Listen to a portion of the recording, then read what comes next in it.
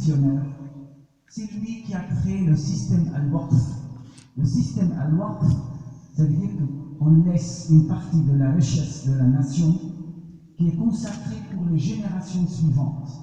On ne va pas consommer tout ce qu'on a. Pour donner un exemple, le pays de Golfe.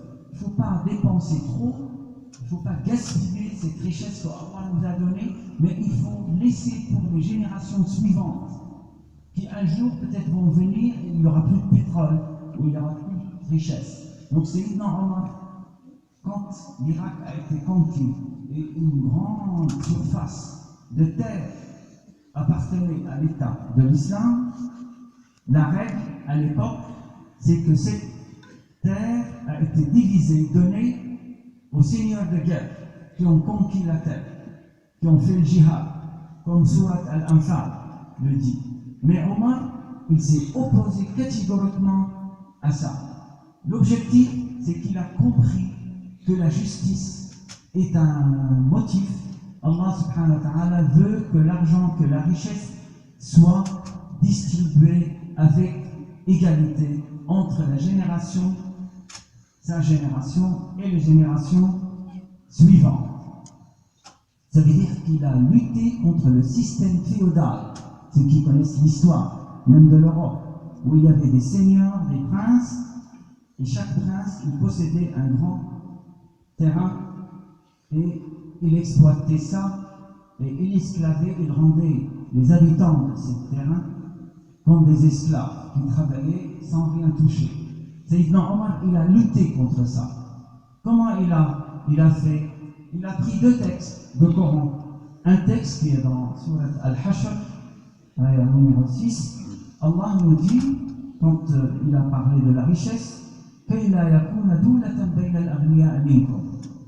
afin que cela ne circule pas parmi que les seuls riches parmi vous. Sayyidina Omar, il a compris que Allah veut que la richesse ne reste pas circuler que entre la richesse, que les riches. Et finalement, quand vous regardez à l'état actuel, la richesse sur le monde, il n'y a que 4% de la population qui possède tout.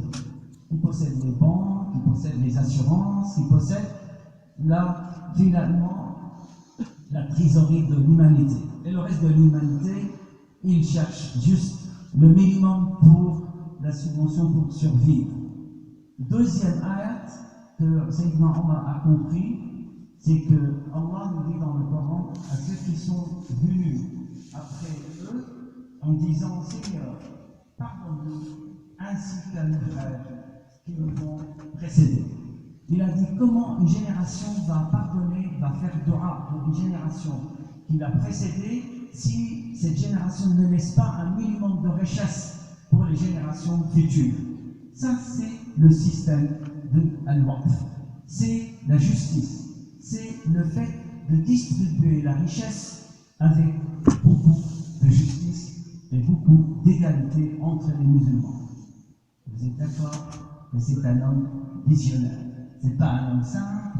À l'époque, les seigneurs ne cherchaient que à s'enrichir, ne cherchaient que le pouvoir. Lui, il était en train de diviser le pouvoir, diviser la richesse. Radiallahu ala Sayyidina Omar ibn Khattab.